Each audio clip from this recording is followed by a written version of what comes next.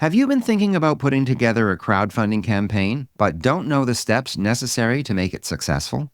What is a soft launch anyway? In this episode, we're going deeper with Shawn Shaw, and it's full of practical career-building advice. Hear an inspiring story about how a tweet raised the awareness for church people, increased the available budget, and got it made. This is the Faith and Family Filmmakers Podcast, helping filmmakers who share a Christian worldview stay in touch, informed, and inspired. Quiet on set. Rolling. Today's host is Jeffrey Witt. We're back with Shawn Shaw in this second half of our interview today, our members portion. And we had a great conversation in the earlier half of the interview and learned a lot about Shawn Shaw and his work and what he's doing these days. But we're back to hear more. Some great advice, some tips and tricks. And one of the things we want to talk about, we learned that he has some experience with crowdfunding. I know it's fairly common these days in the filmmaking world, independent filmmaking, but no doubt some listeners who haven't had personal experience may be interested in trying it out in the near future. Tell us about your experience. What's it like? How's it worked for you? It's kind of like a full-time job.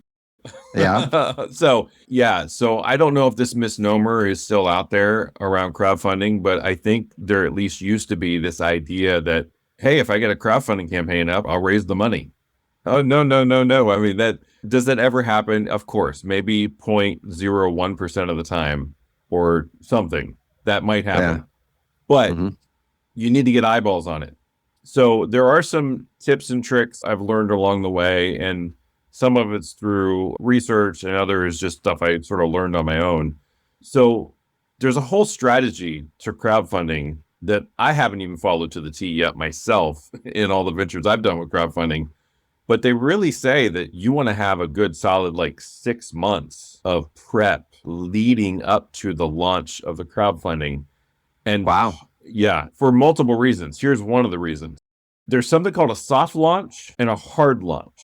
The soft launch is the first few days of your campaign, maybe 3 to 5 days of your campaign is the soft launch. The hard launch is after that. Let me explain.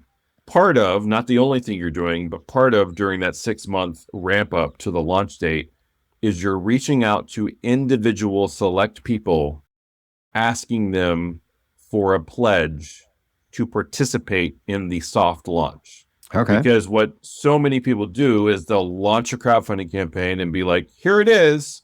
And then when all the eyeballs hit it, there's a big fat $0 raised staring back at you. And I get it. Statistically and psychologically, that doesn't entice somebody to want to donate. Right. I get it. Especially the more money you're asking for. So there's people who put out we're trying to raise $100,000. Big fat 0. How likely are you to contribute to a $100,000 campaign when it's hardly raised any money, if any at all? Yeah. Not likely at all. Mm-hmm. So here's the stat. At least this is what the stat used to be. Like you said, crowdfunding is common.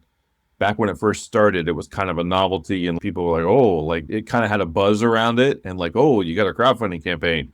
Now it seems like everybody and their brother and sister and dog has a crowdfunding campaign. So it is kind of oversaturated, which makes these points that I'm saying all the more important. So part of the ramping up is you're asking for pre-pledges for the soft launch. And you will be surprised at how many times you pick up the phone and call somebody directly and explain that. Just say, hey, we're doing a soft launch. We would love to raise 1/3 of our campaign ask during the first few days of our campaign before we go into the hard launch, this is where we blast it out to everybody and their brother and sister and their dog. Everybody sees it. Because then those eyeballs will see there's traction on it because we've reached out to you first and asked, can you commit to contributing $100 on such and such date? You will be surprised at how many people say, yeah, I can do that. Yeah, that is amazing. And then you send them that link on the date, and then ideally, you've reached out to many, many people who have promised to pledge whatever the number is you're asking for. If you're asking for 25, great. If you're asking for 250, great. If you're asking for 1,000, great. Whatever that number is, you have a specific ask. And if they say, I'd love to help, but I can't do that. Well, what amount could you give for our soft launch? Mm-hmm. and then let them pick the number. But you start out with something in mind, so it's a direct ask. That's the other thing about things like this is not just money, just in general. A lot of times people don't receive what they're looking for because they don't ask clearly and directly. And it's not super comfortable to ask sometimes clearly and directly. But without that direct ask, you might not get what you're hoping to achieve. And again, that's above and beyond money. It's resources or whatever. So you prepare for the soft launch. So there's that. The other thing you want to do, I like to tell people, for example, I talked with probably the main people involved in these campaigns I have now, because I was kind of brought on to the project and it was more of a passion project for them per se. And they had the connections. Like, for example, Nikki's project, there's people that she's helped. She's helped thousands of people who have been victims. Mm-hmm. So she has those connections. I don't. I don't have her story, and I don't have her speaking engagements, and I don't have her connections to victims she's helped. So you want to leverage your connections in a healthy way, of course, but you want to leverage your connections to get the word out. So you're doing two things during that ramp-up period to the launch, to the soft launch. You're asking for pre-pledges, and then you also have an alternate list of people. So I tell people, like, go through your email contacts, go through your phone contacts, and make a couple of different lists. Make lists of people that you think might be able to contribute money. And don't overthink that list, by the way, because you will be surprised at the people who can do more than you think they can do. Right. I was on the phone a couple of times and it was so easy. And I thought for sure, like, this person's not going to say yes to $100. Like, yeah, I can do that. Right. So there's that. But the other list you want to make is, okay, these people have explicitly told you, or for a fact, they don't have any money and they can't contribute whatsoever, but they like you and they like what you're doing and they'd be willing to share the campaign. Make that list. Yeah. And again, don't overthink who can and can't give money. I'm talking about people for a fact, 100%, no question, because they've told you, I don't got a dime to my name. You know what I mean? Yeah. They probably still have social media, at least Facebook, and they can probably share your crowdfunding campaign. And then, of course, that list can overlap with the people who've contributed because they have stake in the game now. They like it enough to contribute, so they're your sharers as well. So those are the two main lists, the people who can potentially contribute and the sharers, and obviously the people who can potentially contribute can also be sharers. Yeah. So you're building up those two lists of people up to the soft launch. You do the soft launch, you reach out to the pre-pledgers. Hopefully you get a third of what you're asking for. And then statistically speaking, and this stat may have changed, I don't know, but several years ago at least, the stat was if you've raised a third of your campaign ask, when it goes out there to the masses, you're something like 80+% more likely to raise the full amount you're asking for. Because those eyeballs look at your campaign and see that it has traction. And therefore, I mean, the old saying, money attracts money.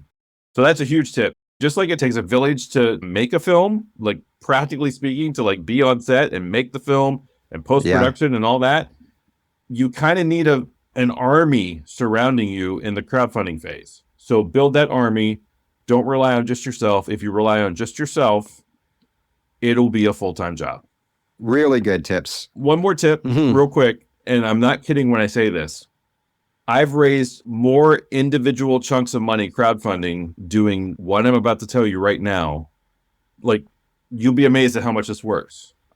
You go on Facebook or you go on LinkedIn. On Facebook, it shows you the green dot of who's on. Yeah. You say, hey, I just want to share what so-and-so and I are up. Like if I'm working with Thor or something, like I want to show you what Thor, Ramsey and I are up to. What do you think? And then you link your crowdfunding campaign, which has a video. I mean, that's the other key thing. You got to have a quality, catchy video with your crowdfunding campaign. If you have that and you have a link to it, then you say, hey, what do you think? And one-on-one, this is where it takes a long time. Yeah. You send that to your Facebook connections and your LinkedIn connections and your Twitter connections one-on-one, and you gauge their response and you respond accordingly. That's the part that takes a really long time, but it is worth it. I have had $500 contributions that way. I've had $1,000 contributions that way. And these are from people I've never met, some of whom I've never spoken to. They're just Facebook friends. And maybe they're familiar with my work. Maybe they're not. They thought the crowdfunding campaign video was cute or whatever. I mean, if you can, again, comedy helps a lot. If you can bring some levity to your campaign, even if it's for a drama, if there's some way you can bring some levity to it and make it unique and stand out and memorable, that helps too. And you gauge their response and respond accordingly. And if they can't contribute personally, you ask them to share it. And then you got somebody else who shared it on top of the list that you were building for 6 months leading up to the soft launch. Very interesting. Such great advice. And, I never really thought of this this soft launch idea. I haven't been involved in crowdfunding or had opportunity or reason to do a lot of research on it. But it reminds me, for authors, for example, they get pre-sales. And the more pre-sales they have on launch day means the bigger launch they have, which may make them a bestseller, as opposed to the people who happen to purchase it on that day for finding out about it for the first time. So it's strategy. Yeah, pre-orders is a good author approach. Yeah. The other approach, Ramsey's a novelist as well. And he did something where he sent out to 100 different people a Kindle version of his novel for them to write a review, because writing a review is big as well. So again, you're surrounding yourself with people people who like you, et cetera, or sometimes people you don't know, but they like the project. There's something about the project that resonates with them, or they thought it was clever or funny or whatever. Then you build that army around you and off to the races. Yeah. And it's the same with a lot of things. Podcasts. If you find a new podcast and you see that it has 200 episodes behind it, you're going to assume it's a good podcast. It's been around a while. And if you find that it's got 22 episodes and the last one was 4 years ago, you might not, might not start following it. And so it's kind of like you're saying, I absolutely get it. If you come across a crowdfunding campaign and it's a third of the way there, you're a lot more likely to say, yeah, I want to be a part of making this happen. Yeah, and every little and large amount adds up and helps reach the goal. I mean, think about it. If you're raising $5 million and 1 million people gave $5, $5, a coffee, you raised your budget from a $5 donation 1 million times. You know what I'm saying? That's a large number, and typically you don't have that many contributors on a crowdfunding campaign. But that's how it adds up like that. Yeah. So make it smaller scale. You're trying to raise $20,000. Yeah. Well, what is that? That's 20 people who can give 1,000, or however else you break it down. Don't make me do math right now, but you know what I'm saying. No problem. For sure. And a lot of that reaching out is social media for you. Absolutely. Social media is huge. So for that one with Gary Emmerich, One Night Stand, back in 2011, we were trying to raise, it was $6,800 or $5,800 or something like that. It was a small amount compared to a lot of crowdfunding campaigns. And we plateaued. We had 13 days left, and we just plateaued at $2,000 raised. And I got permission to share it on an actress friend's wall. Yeah. And that actress friend knew, she's not even part of the project. Right. Somebody that actress friend knew, who I had no connection to except through her, saw the campaign. I wake up one morning, I have a text from Gary Emmerich. It says, "We're funded." And I'm like, what? It was plateaued at 2,000 something for days and days. How in the world did we raise? Somebody plopped down $4,000 because I shared it on an actress friend's wall. They had the money, they saw it, they liked it enough to get behind it, and that took us over our goal. Cool. And there were still another 11, 12 days left in the campaign. Cool. Speaking of social media, it's changing the subject a little bit, but I heard a little story about how a tweet got the ball rolling for church people. I know we talked a little more about church people in the first half of our interview. What's that about? So we shot a proof of concept trailer, a mock trailer of the script at the time. So we had 7 or 8 scenes out of the script that we spent a 12.5-hour day, and we pulled together a team of professionals, and shot this proof of concept trailer. And at the time, we were trying to raise like 6 figures. We ended up getting a really nice budget for church people. But at the time, we were looking at like low 6 figures. And so I started sharing it on social media left and right. And I was sending it on Twitter and stuff to Steve Martin and Jimmy Fallon and famous pastors and not famous pastors and, like Michael Hyatt and Kyle Idleman. And sometimes it gets a reaction. Sometimes people don't respond.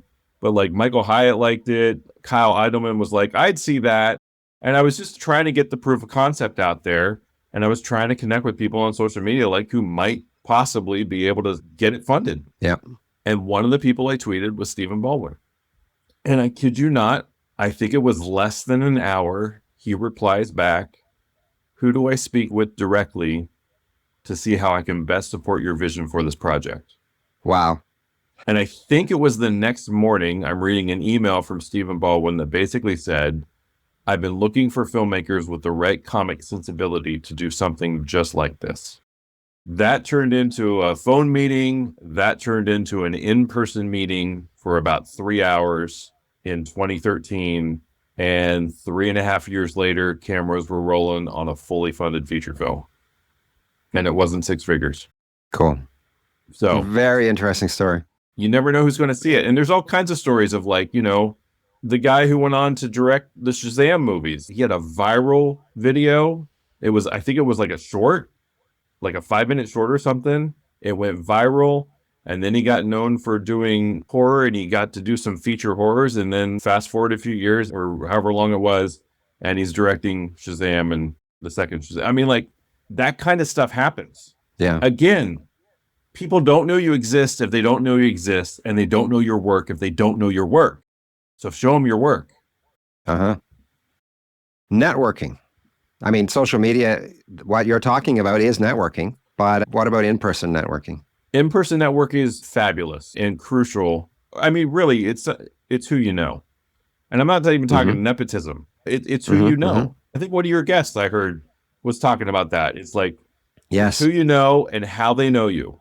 I'm sorry, I'm blanking on who that guest was. But I think it was Melissa Sheridan, who actually said that her husband likes to say, it's not really who you know, it's who knows you, which is, it means the same thing. Yeah. But if people don't know you, they don't know you. It's exactly what you were saying. So like I mentioned before, if you have a quality project that people are reacting well to, and it gets to screen at a festival and people are enjoying it, I mean, people will want to work with you based on the quality of your work.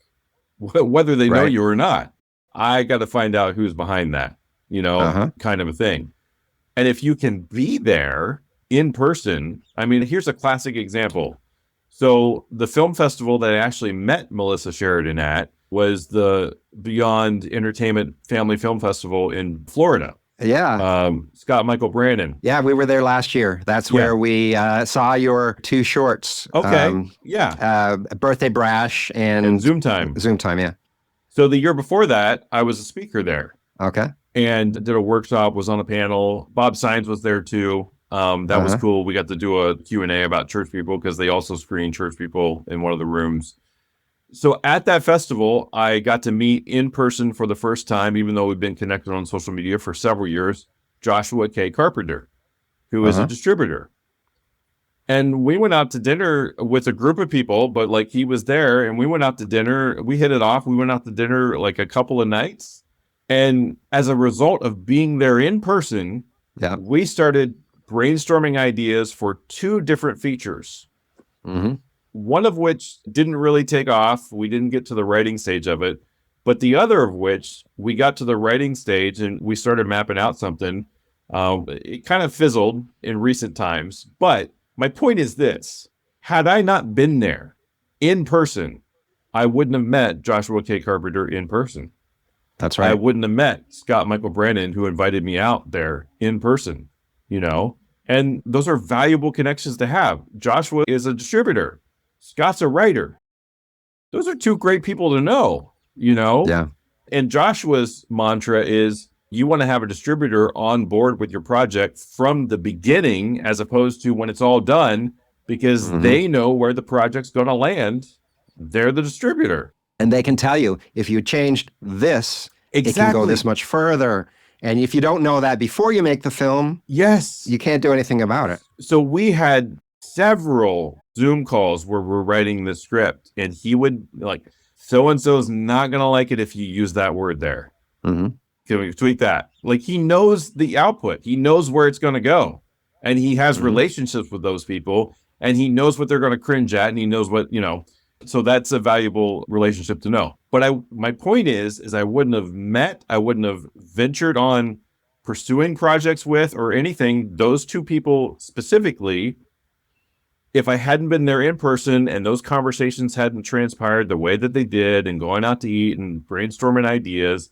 I mean, like Scott Michael Brandon said something like, he had two actors in mind, and he was like, I want to figure out something with so-and-so and so-and-so. And so we started brainstorming, and that was the one that we actually started. Like, we got pretty far into the script on that one. Like I said, it hasn't panned out yet, but there might still be hope. But that never would have gotten as far as it did had I not been there in person and those conversations not happened. So if you can be at a festival in person, if it's feasible, do it. And especially if you're a praying person and you're a believer in Jesus Christ and you are committed to his leading, and you ask him. I mean, like, for example, Stephanie Parker said it on your podcast before, and Laura May has said something similar. You go and say, God, you open the doors. You put me next to the person I need to be next with. Yep. You know who these people are. You know their hearts. Yeah. And he does that. He does that. Jacqueline's had that experience too. Exactly. Yeah. And met people that, like a producer, for example, who she hasn't worked with, but that producer had somebody with a concept who needed a writer and connected to Jacqueline. Jacqueline ends up writing the project. And it would not have happened if she had not met this producer at Content that year. She would not have known him at all. Right. And so it comes down to meeting people. Again, people don't know you exist if they don't know you exist, and they don't know your work if they don't know your work. That's right. So how are they going to know you exist, and how are they going to know your work? So I have to see if I can make that. That's a bit long for a title, but that might be a good title for this episode. It's who you know. How about that? It's who you know. Anyway, it's been excellent information, Christopher Shawn Shaw. I really appreciate the time you've spent today. Is there anything else you'd like to add? First of all, last minute advice that you would like to give our listeners you haven't had a chance to yet. And then secondly, calls to action, places you want to send people, links. Sure. What would you like to say? I would like to say, if you're listening and you're not a believer in Jesus Christ, repent and believe. He loves you very, very much. He does have a purpose and a plan for your life. Amen. Repent and believe, and you will go on a journey that you wouldn't have imagined. And that doesn't always mean peaches and roses either. You know, That's right. I mean, like the believer's life isn't like peaches and cream necessarily, but we need a savior, and you're no different. You need a savior. So there's that. Advice, I would say, in general, it's easier to make a film or to put together an acting reel or whatever it is in this industry today than it was 20, 30 years ago. You do not have to wait for the phone to ring to get booked on a job. Produce your own content. Sign up for a 168 film project. Get people together in your area. I mean, like, you may not have, do you have a smartphone? Most everyone. Practically everyone has a smartphone. And guess what? There's a camera on a smartphone. Now, do you want to shoot a feature with a smartphone? Probably not. People have done it, though. People have made feature films on smartphones, or maybe a little bit more of a quality camera, but not super expensive. But if you don't have the gear, somebody else you know probably does, or somebody you know who they know probably does. That's how it works. You surround yourself with the key people, whether it's from people you've worked with before or you're referred to them. That's typically how it starts. And then they know people and they know people, and that's how projects get off the ground. So there's kind of no excuse. You can grab your smartphone if you're a cinematographer or want to be a cinematographer or want to be a director or want to be an actor. You can grab a smartphone and you can practice. You're an actor, you can do monologues in front of your smartphone. And then getting it in front of people, if it's at a good place where you can share it and you want some feedback and you can take the feedback, because some people will give you honest feedback. Well, hopefully. Yeah, hopefully. That's how you grow is honest feedback that's in the right spirit. But yeah, share it. Like, hey, I just did this monologue. What do you think? Or, hey, I just did this series of shots. What do you think? I'm not sure I mentioned this on the podcast, but I think I mentioned it to you, that my director reel for the first several years was 168 Film Project shorts. Right. That was my director reel. I didn't start pulling clips from a feature film or from a TV show or no, my director reel was from short films. Right. If it's quality stuff, I don't think people care where it's from. At least that's my mindset. Like, if you're an actor and you don't have any major credits or whatever, I just want to know that you're a good fit for the role and you can act. Yeah. So an actor's reel needs to show what they can do. Yes. Not necessarily what they have done. Correct. That's a very good way to put it. You said that better than I did. Oh, thank you. Tell us where you'd like to send people to see your stuff or to go to your crowdfunding campaigns, whatever you'd like to share. Sure. So my website is ChristopherShawnShaw.com. The Church People website is churchpeoplefilm.com. And there's a button there where you can watch the trailer, and there's a button there where you can find a way to view it. Church People is also on other platforms that aren't mentioned on the site, like Tubi, which you just got to sit through some ads, but you can watch it for free there. I have another project on Tubi called Something Smells Funny, which is comics in the kitchen. Okay. Very fun show. Mark Christopher Lawrence is in it. Victoria Jackson, Jimmy Brogan, Scott Wood is the host. Bobby Collins is in one. So there's episodes of Something Smells Funny, and we're hoping to do more of those on Tubi, which is a free platform. If you go to moviebank.tv, and just search Open Mic, M-I-K-E, you can find that crowdfunding campaign. If you go to moviebank.tv and search Dogs on Duty, the Dog You series, you can find that crowdfunding campaign for post-production. And if you go to givesendgo.com, you can find Like Daddy Used to Say. Just type that in the search, and you can find that for development funds. We're hoping to get that screenplay written sooner than later. Awesome. I notice you're using more than one platform. So how do you decide which to use, especially for different projects?